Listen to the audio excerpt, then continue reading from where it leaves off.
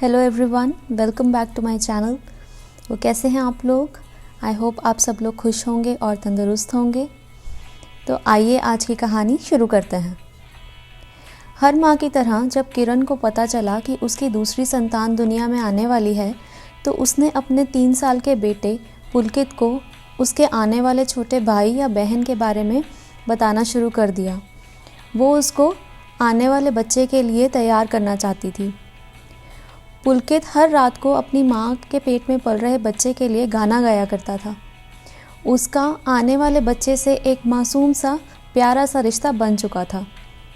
किरण की प्रेगनेंसी में सब कुछ ठीक रहा, लेकिन जैसे जैसे बच्चे के जन्म का समय पास आता गया, कुछ कॉम्प्लिकेशंस हो गए।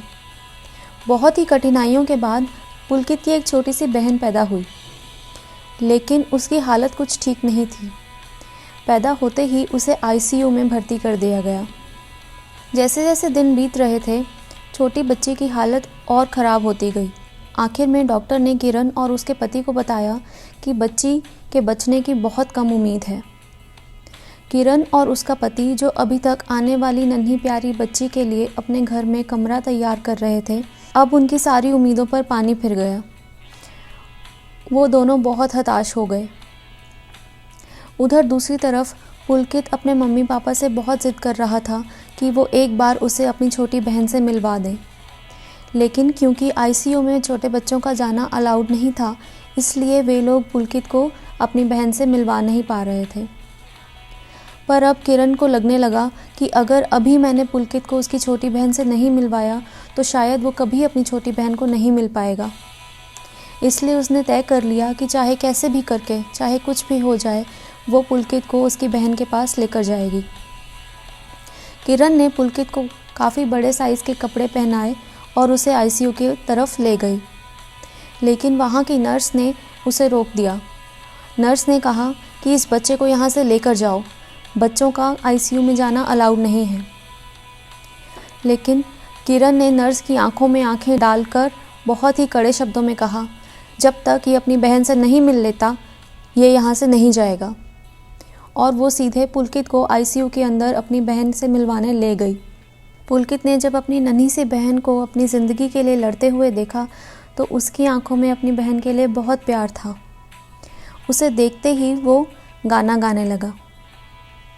फूलों का तारों का सबका कहना है, 1000 में मेरी बहना है, सारी उम्र हमें संग रहना है, फूलों का तारों का सबका कहना है। जैसे ही पुलकित ने गाना गाना शुरू किया, बच्ची ने हरकत करनी शुरू कर दी। उसकी धड़कन अब सामान्य होने लगी।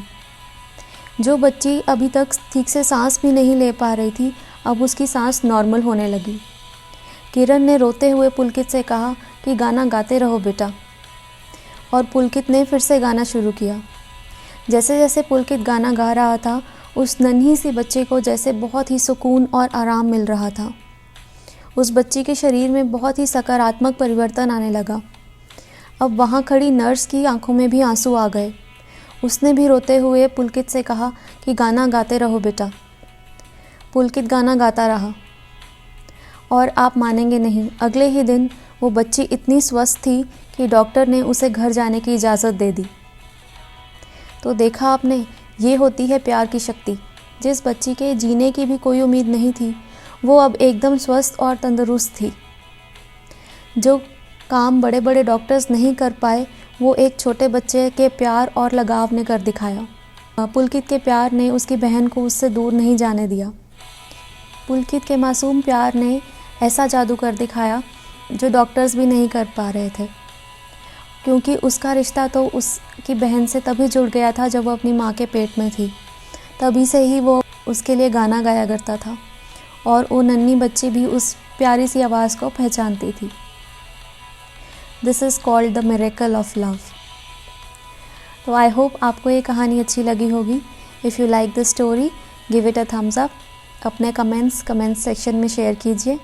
Don't forget to subscribe to my channel stories with Parul. मिलती हूँ आपसे फिर एक बार एक नई कहानी के साथ। तब तक के लिए नमस्कार। Take care of your self. Bye bye.